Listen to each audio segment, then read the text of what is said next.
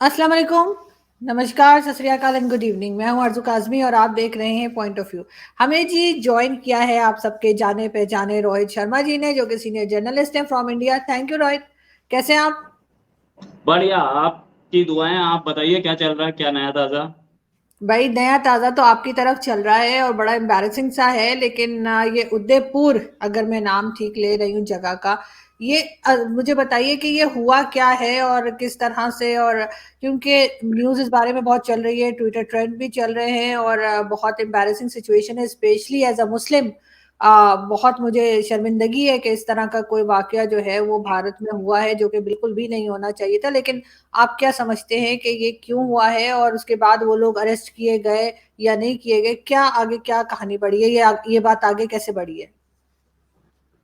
ये एक आदमी थे, जो कि एक टेलर का काम करते थे, दर्जी थे, और उन्होंने अपनी फोटो, जो फेसबुक थी प्रोफाइल फोटो, उसकी जगह नुपुर शर्मा की फोटो लगा दी थी और नुपुर शर्मा को डिफेंड किया था उसको मारने के लिए। ये दो लोग, इन्होंने पहले से प्लानिंग कर ली थी। एक वीडियो पहले बना लिया था, उस वीडियो को ला करके इन्होंने बाद में वायरल किया कि मैं बना रहा हूं और आगे भी आप ऐसे ही मारते थे। ये जो दोनों आदमी हैं, दोनों अरेस्ट हो चुके हैं। इन्होंने जा करके उसकी दुकान पर उसे मारा, खुद एक वीडियो बनाया। ये कश्मीर फाइल्स जो है, ये कश्मीर फाइल्स टाइप नहीं था, सेल्फ मेड वीडियो था। किसी विवेक अग्निहोत्री ने नहीं बनाया, उन्होंने खुद बनाया और बना करके उन्होंने इसको रिलीज किया। अरेस्ट हो चुके हैं। उसके बाद एक वीडियो और दिया कि मैं, अब हम मोदी को भी मारेंगे, प्राइम मिनिस्टर को। और ये केस अब एनआईए के हाथ में चला गया। नेशनल इन्वेस्टिगेशन एजेंसी जो इंडिया की है, वो टेरर से ही डील करती है। इसमें नाम तो अभी बहुत सारे आ रहे हैं सामने, नाम बहुत सारे आ रहे हैं। डिटेल्स तो इन्वेस्टिगेशन के बाद आएंगी। कहीं पाकिस्तान के जो हार्डलाइन जो ऑर्गेनाइजेशन हैं, उनसे भी जुड़ता दिख रहा है। इंडिया की भी एक दो ऑर्गेनाइजेशन से जुड़ता दिख रहा है। ये दोनों तो मोहरा थे, ये दोनों मोहरे थे जिनके थ्रू काम हुआ। पीछे एक लार्जर कॉन्स्पिरेसी दिख रही है और वो लार्जर कॉन्स्पिरेसी के लिए एनआईए वहां पहुंच चुकी है। एनआईए ने इन्वेस्टिगेशन अपने हाथ में ले ली है। गेम ये भी है कि ये पूरा जो मामला है तो बहुत सीरियस है। ऐसे सीरियस है कि जब ये नुपुर शर्मा वाला मामला सामने आया तो बहुत सारे कंट्रीज ने उस पर इंडियन एम्बेसडर को तलब किया, जबकि हमारी कोर्ट इसको देख रही है। हमारी कोर्ट में केस है, हमारे पास भी ब्लास्फेमी के वो हैं, लॉज हैं। तो अब ब्लास्फेमी के लॉज जो हैं वो 70 से ज्यादा कंट्रीज में, 70 से ज्यादा जो कंट्रीज हैं उसमें से दो ही ऐसे कंट्री हैं, पाकिस्तान और ईरान, जिसमें पनिशमेंट डेथ पेनल्टी, बाकी में किसी में नहीं है। ये दो कंट्रीज का ये नैरेटिव क्यों चारों ओर चल रहा है, पहली चीज। दूसरी चीज ये कि ब्लास्फेमी के केस में हमारे यहाँ अगर प्रोसिक्यूशन चल रही है, हमारे यहाँ अगर कोर्ट में चल रहा है, तो वो उसको कोर्ट को देने दिया जाए अपना जजमेंट। उस कोर्ट के जजमेंट से बाहर कुछ लोगों ने अपने आप को कोर्ट से ऊपर समझते हुए ये काम किया, क्या करवाया गया, वॉट। जो फॉरेन के कंट्रीज थे, यानी कि गल्फ कंट्रीज थे, उन्होंने हमारे एम्बेसडर को तलब किया, तो एक नैरेटिव बना कि पूरी मुस्लिम उम्मा इसमें एक एक पेज पर है। जबकि थी या नहीं थी, वी डोंट नो, क्योंकि कुवैत में कुछ लोग नुपुर शर्मा के खिलाफ वहां पे नारेबाजी कर रहे थे, उन सबको कुवैत में डिपोर्ट कर दी। तो वो अपने इंटरनल ऑडियंस की वजह से या किसी भी वजह से उन्होंने किया हो, लेकिन उन्होंने किया और एक नैरेटिव बना। और नैरेटिव बनने के बाद ये चीज, इन ऐसे लोगों के हौसले बुलंद हो गए कि हमारे साथ सारी मुस्लिम उम्मा है, अब हम कुछ भी कर सकते हैं। अच्छा, दूसरी चीज, क्या चीज ब्लास्फेमी है और क्या चीज नहीं है, इस पर कोई क्लैरिटी नहीं है। इसने इसने ब्लास्फेमी नहीं की थी, आदमी ने नुपुर शर्मा को सपोर्ट किया था और नुपुर शर्मा ने ब्लास्फेमी की है, ऐसा ये लोग क्लेम कर रहे हैं, ऐसा मुस्लिम ऑर्गेनाइजेशंस क्लेम कर रही हैं। उसने की है कि नहीं है, वो तो नहीं की है, वो तो कोर्ट बताएगी ना। जो नुपुर शर्मा ने बोला है एग्जैक्टली सेम चीज जाकिर नायक ने बोली है।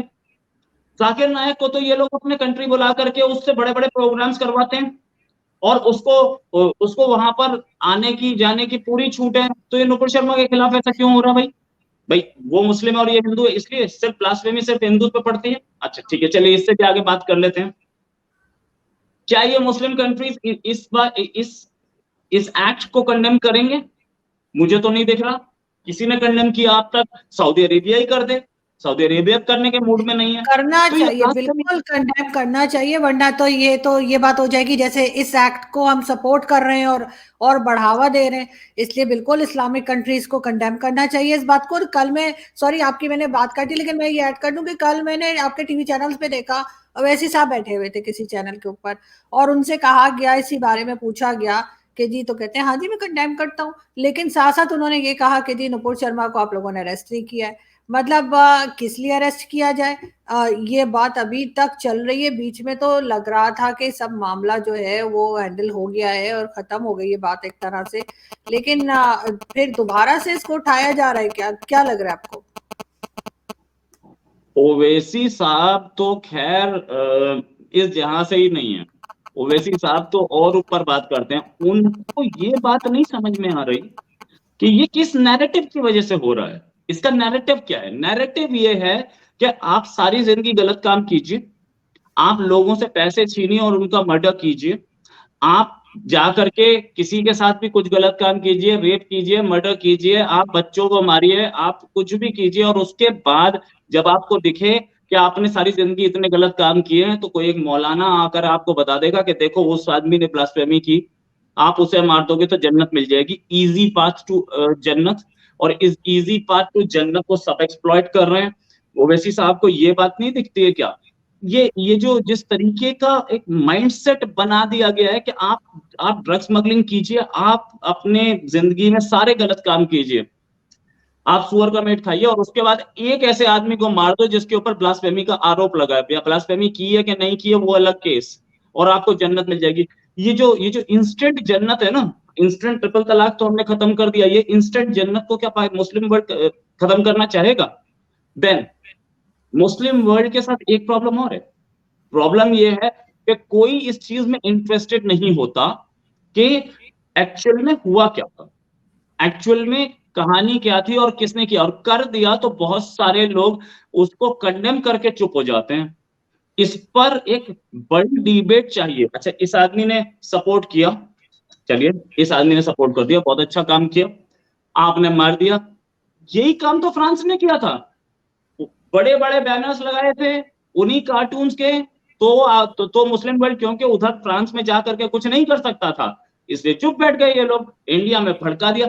ये जिस तरीके की माइंडसेट पाकिस्तान में चल रहा है, टीएलपी जो आदमी बोलता है कि आप गुस्ताखे रसूल की सजा सर तन से जुदा, उसको पाकिस्तान में आराम से रखा हुआ है।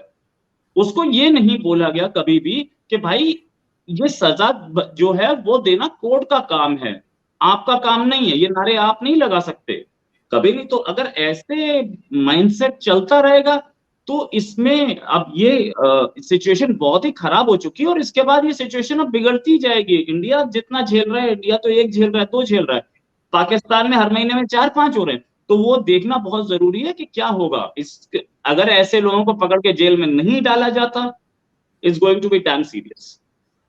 देखिए, पाकिस्तान में तो इस तरह के लोग बहुत ज्यादा हैं, इनकी बहुत ज्यादा मेजोरिटी है, इस वजह से पाकिस्तान झेल रहा है या पाकिस्तान सपोर्ट कर रहा है।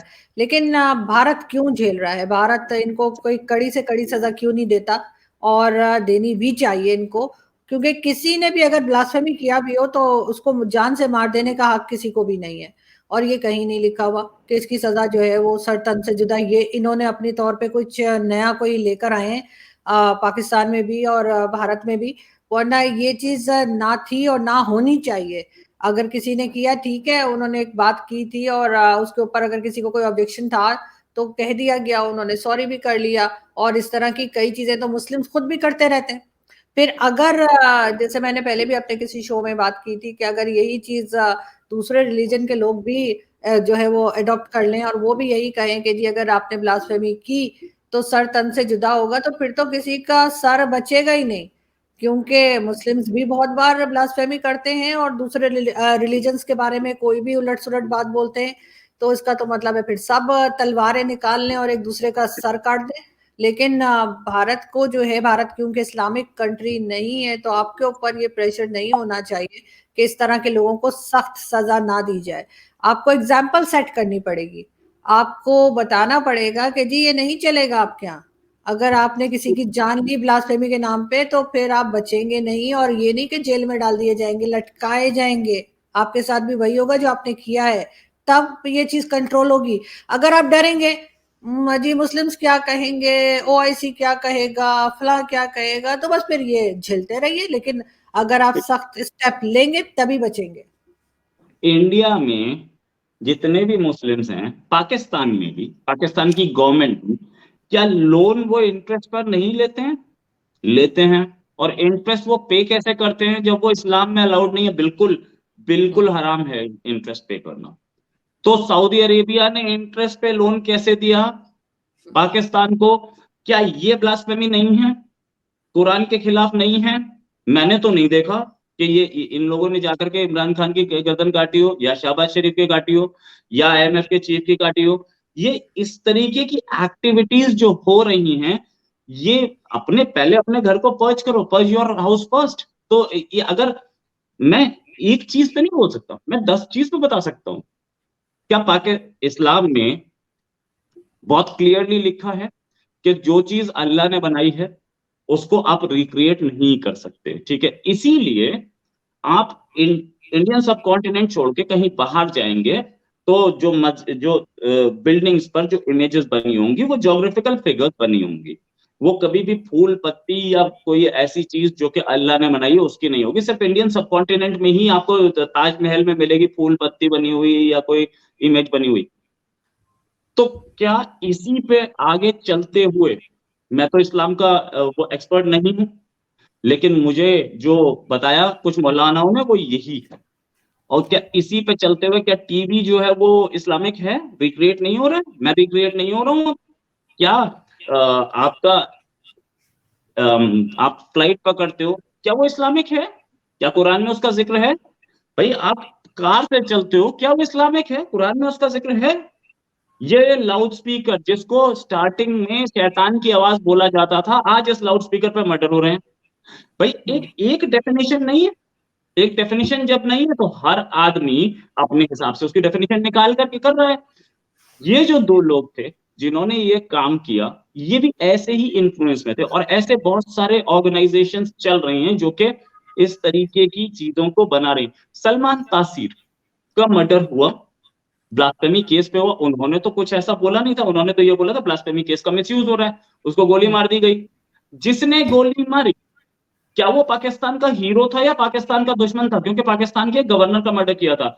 सलमान तासीर गवर्नर थे, नो डाउट अबाउट इट। तो एक गवर्नर हीरो होता है कंट्री का, क्योंकि वो गवर्नर बना, उसने कंट्री की कोई सर्विस की होगी। उसका मर्डरर भी हीरो है। पाकिस्तान को इससे बाहर आना पड़ेगा कि भाई हीरो कौन है, हमारा हीरो कौन है? हमारा मर्डर जिसका हुआ वो भी हीरो है, जिसने मर्डर किया वो भी हीरो है।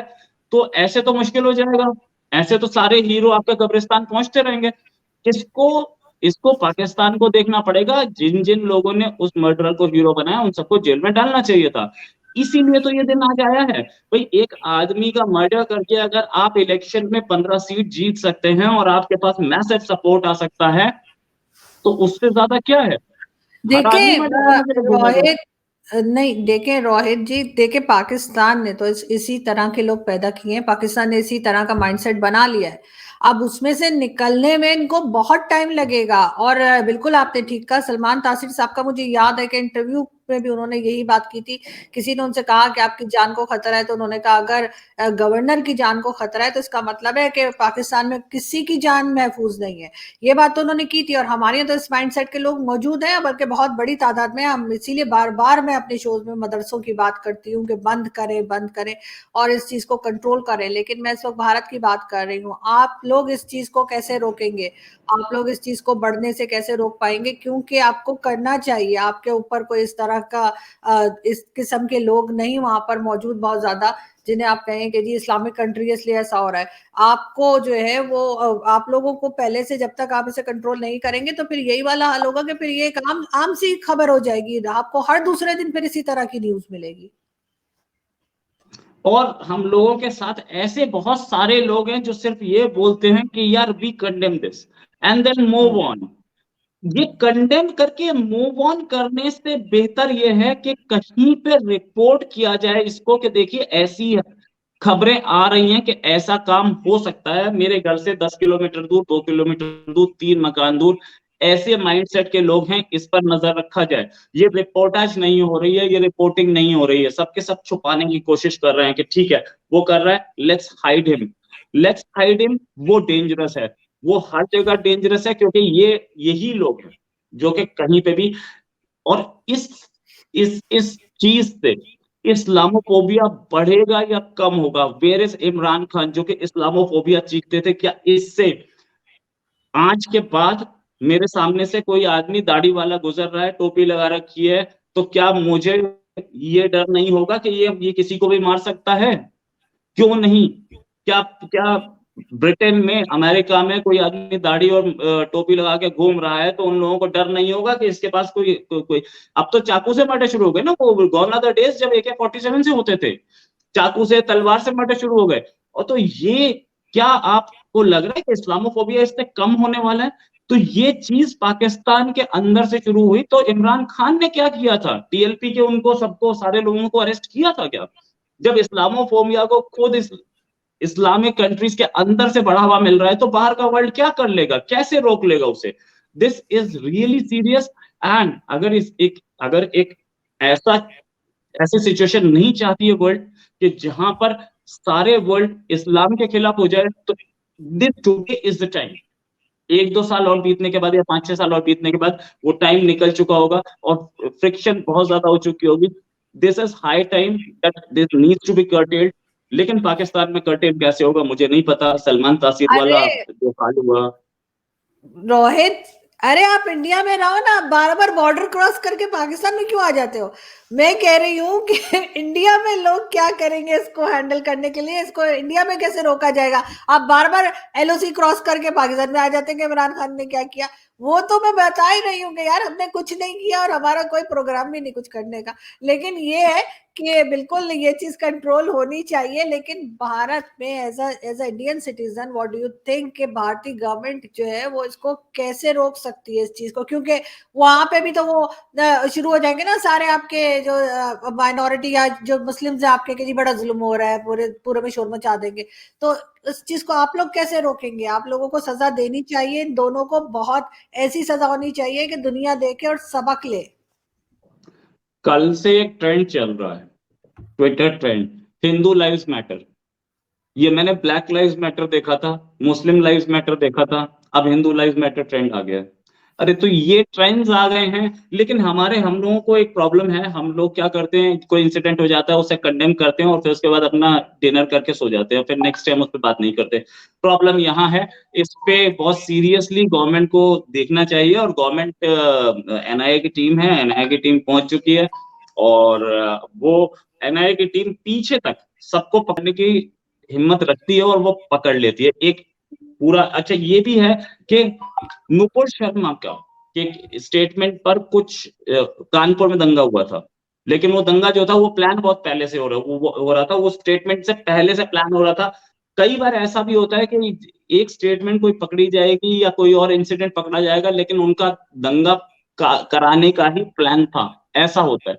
तो ये भी हो सकता है, इसमें इसमें सारी चीजें पता लगेंगी। गहलोत गवर्नमेंट जो है वो बिल्कुल कटघरे में खड़ी है, दैट्स अ कांग्रेस गवर्नमेंट। ऐसा भी नहीं बोल सकता कि बीजेपी ने कराया होगा।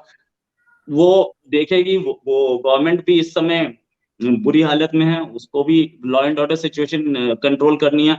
सबसे अच्छी चीज जो हुई है, इसके बाद कोई दंगा नहीं हुआ है, कोई वायलेंस नहीं हुई है, टेंशन भले ही हाई हो, और ऐसा ही रहना चाहिए। क्योंकि हम लोगों का मिशन क्या है कि एक आदमी मारा गया, एक आदमी मारा गया, उसके बाद 10 और ना मरे। हमारा मिशन ये है, और हम इन लोगों को सबको पकड़ लेंगे और उसके बाद कोई और करने की कोशिश करेगा तो इस पे इंटेलिजेंस इनपुट्स होंगे तो जरूर पकड़े जाएंगे। But peace is very important, और जिसको अभी तक हमारी गवर्नमेंट्स बनाए रखने में सक्सेसफुल रही है।